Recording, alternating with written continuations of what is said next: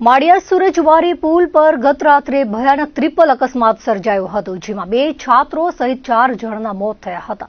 અકસ્માત બાદ વાહનોમાં આગ લાગવાના કારણે 4 લોકોના મોત થતા અરેરાટી ફેલાઈ ગઈ છે.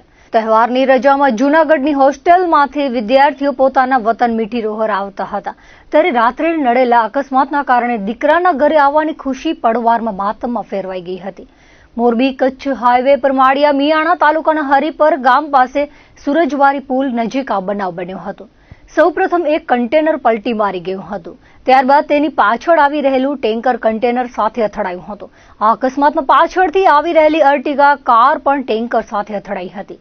દરમિયાન ટેન્કરની ડીઝલની ટાંકી ફાટતા આગ લાગી હતી. તેમાં સીએનજી અર્ટિગા કાર ઘૂસી જતા તેમાં રહેલ ગેસની બોટલ ફાટતા આગ વિકરાળ બની હતી, જેમાં 2 વિદ્યાર્થી અને ટ્રકના ડ્રાઈવર અને ક્લીનરના કરુણ મોત થયા હતા. અર્ટિગા કારમાં સવાર અન્ય 7 વ્યક્તિઓને નાની મોટી ઈજાઓ થઈ હતી.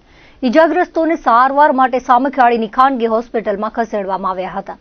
મૃતકોમાં અર્ટિગા કારમાં સવાર મૂળ મીઠીરોહરના 15 વર્ષીય રુદ્ર ગુજરિયા, 17 વર્ષીય જયમીન બાબરિયા, બિકાનેરના શિવરામ નાઈ અને ક્લીનરનો સમાવેશ થાય છે.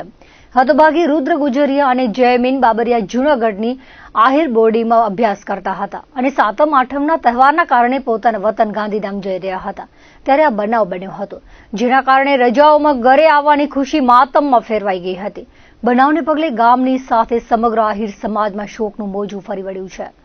અકસ્માતની જાણ થતાં માળિયા તાલુકા પોલીસ અને મોરબી જિલ્લા એસપી તાત્કાલિક ઘટના સ્થળે દોડી ગયા હતા અને અકસ્માતગ્રસ્ત વાહનોને રોડ સાઇડમાં ખસેડવા માટેની કામગીરી કરવામાં આવી હતી અને કચ્છ મોરબી હાઈવેને ક્લિયર કરવામાં આવ્યો છે. તમામ મૃતદેહોને પોસ્ટમોર્ટમ માટે રાજકોટ ખસેડવામાં આવ્યા હતા.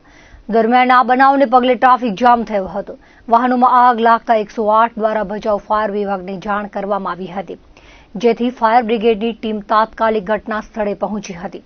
સતત 3 કલાક જહેમત ઉઠાવ્યા બાદ આગને કાબૂ